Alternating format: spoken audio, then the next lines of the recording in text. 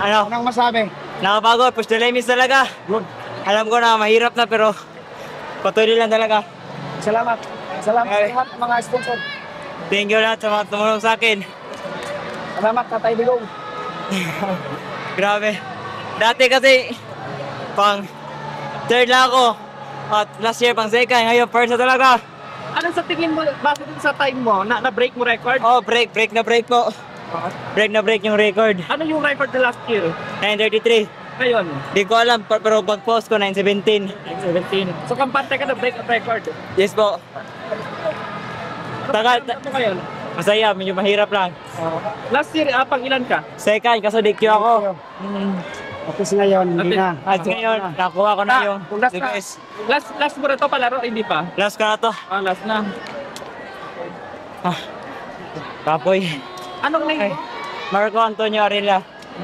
From... Davao Region. Sa saan mismo Davao? Davao del Norte. Santo Hotel. Sabi. Kasi may mo sa sa ato ang atong delegation sa Davao Region. Akong maingon sa itong delegation kay. Salamat kasi pag-support nila sa mga plane ticket. Pingon rin sa Ilocos. O sa mga paghatid nila sa MUA. Nakapagkaon everyday. O greeting quarters. Salamat kayo. Parents mo. And to my parents, thank you so much. Pag-support na ako. Thank you, Coach. Nagkawa na dyan. Break record. Sila, sir. 844. Bagong sugoy. 844. Ay, Guido yan. Lakas. Grabe. Pa-picture, Margo. Saling sa mga preparation sa gibuhat mo nga lang. Preparation ako kay. Training ko every day. Wala ako rin sa kay. Bisag kapoy na kay. Pero akong ginapugos ang sarili mag-training. Nya ka nang. Kahit ako lang isa sa oval, nag-training ako kahit wala yung teammates. Ayun lang po. Sino ang inspirasyon mo dito? Ang inspiration ko sa palamang bansa, yung parents ko kasi sobrang hirap namin. Dahil nag-athlete ako para makatulong din ako sa kanila sa pag-aral namin sa college. Yun lang. Anong trabaho ng parents mo? Ano po, yung parents ko po ay, yung mama ko ay vendor at yung papa ko ay tricycle driver. Sino ang paborito mong atleta? Ang inspirasyon mo? Kaso, mabay athlete ko ay, isa rin siyang Olympian kaso hindi taga Pilipinas, taga Spain po. Yun yung ginagaya ko palagi, kahit training niya, ginagaya ko lahat. At yun, yung form niya, nagawa ko yun sa palaro. Sobrang ganda. Sobrang ganda ng aking face at saka formation sa ko. Sa local, sino ang atleta? Wala akong ina-idolo sa local. International lang talaga. International lang. Wala, di kasi uso yung race walk dito sa Pilipinas. Di ba, ito dati yung walkathon, di ba? Opo, Ilang taon ka na pala? 18 na po. Anong pangalan ulit? Marco Antonio Arilla. Congratulations. Thank you, sir. Anong gusto mong sabihin sa parents mo? Ano sabihin sa parents ko, salamat mapa sa pag-support sa ako everyday. Huwag niyo gipasagdan ninyo sa pag-push ako sa mga dula o sa training. Sa kapo na kay training, ginapugos yung lang mag-training dyan. Para makuha ng mga pangandoy. Mapa, nakuha dyan ako pa. Kay coach mo naman. To my coach, thank you kayo sa pag-assist ako, coach, sa pagtabang sa kuha. From nagsugod ko ang karon o yung gipasagdan mo. Thank you so much guys, tanan nag-gatay mo sa kuha, coach. Salamat kay coach. Pang ilang taon mo na to sa palaro? Pang-tatlo na po. Sa 3 taon na yun, nakailang medalya ka? Ano po, isa yung sa Marikina, sa Cebu, second sa nakaso, disqualify ako. Ngayon sa Ilocos, nakuha ko na talaga. Gaano kahalaga yung goal mo ngayon? Sobrang halaga po, sobrang saya ko po kasi 2 years training ko po ito. Nakuha ko na talaga sa sobrang tagal ng training ko. Nag-gold din siya sa Batang Pinoy sa Palawan. Opo, okay. Anong gusto mong sabihin sa mga batang atleta na maging gustong katulad mo? Sa mga bata na nagsisikap na maging race walker, patuloy lang kayo sa pag-ensayo. Huwag kayo magpa-discourage sa mga tao dyan. Kasi sinasabi nila pag race walker ay bakla ka.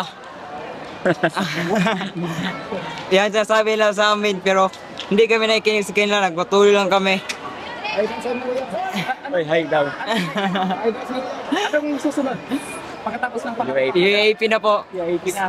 May pangarap sa Olympics, Southeast Asian Games, Asian Games. Soon, makakamitin ko yung pangarap na yan. Pero gusto talaga maging isang Olympian race walker. Yan yung pray ko palagi na makuha ko yan. Anong school kaya yung target mo sa UAE? May University of Santo Tomas po. UST na po. UST na po. Gusto ka na sa UAE? Yes po. Yes po. Tapos na po. Done deal na. Sir, ma'am, if you didn't mind, si Marco po galing ng major injury. Anong injury po yung... Yung Ito at saka sa kamay niya. Then he recovered. ano po, Kailan po siya naka-recover sa 3 months po. Kontrani. Ano ni Lawrence? Maliban sa race walk, may dati kang laruhan. Yes po, dati pa akong middle distance, 800 at saka 1.5. Kaso, palagi kasi ako naiwan sa event ko dati, kaya may sabi sa akin na mag-walk lang ra ako. Yun yung si Kuya Shim po, sabi niya sa akin, mag-walk mo ako para Ano mas mahirap? makamit ko yung pangarap ko. Ang mas mahirap po, race walk po talaga. Lahat ng from may pato, dito sa katawan, grabe. Gano'ng kahirap yung training mo sa race mo? Sobrang hirap po talaga, parang gusto ko na talaga mag-quit. Pero nasa utak ko, huwag mag-give up. Makakuha ko yung pangarap ko talaga. Ilang oras na nagsiyan sa akin sa final? Every single day, mga 3 hours or 2 hours po yung training ko. Every afternoon po. Yung time trial ba na target mo yung target mo? Muntik na po, yung target time ko talaga sa palaro 8:30. Pero nakuha ko lang ngayon 8:44 po. Sayang. Sabi mo dun okay na rin. Okay na rin po kasi na-break ko rin yung personal best ko na 8:57 on the Bramit. Kanina habang nagko-compete ka, ano yung tumatakbo sa utak? Sabi ko, gold. Nang sa isip ko lang, sabi ng utak ko, gold, gold, gold. Alam ko na malakas din sila kasi nakalaro ko lang sila sa Marikina sa Cebu, pero hindi talaga palo yung puso ko at utak ko. Nasa isip ko palagi na kunin yung gold. Ano ang advantage mo sa kanila? Advantage ko na para sa training po. Yun lang po. Training at saka technique ko sa event ko. Kanina bago yung race kanina, naisip mo bang ikaw ang mananalo? Hindi po kasi sa alam ko, malakas po yung mga kalaro ko ngayon. Sobrang lakas po nila. Ano yung malakas na kalaban nila? Region 9 po. Natalo niya po ako sa Marikina at sa Cebu, nabawian ko naman siya at hanggang dito po.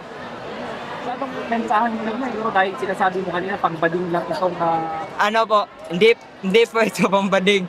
Ano lang po ito, yung hip rotation para me, kaya napakembot kami. Dahil nag-land straight po yung paa namin, pero dito pambading. saka part of criteria yun. Oo, Kailan years yun? 2,000 po, 2,000 meters po. May other events. Wala na, ito lang po yung walk. Any message mo sa mga taga Davao na taga-suporta?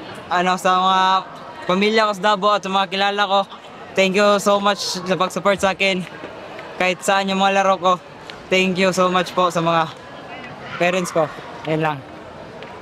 Thank you so much.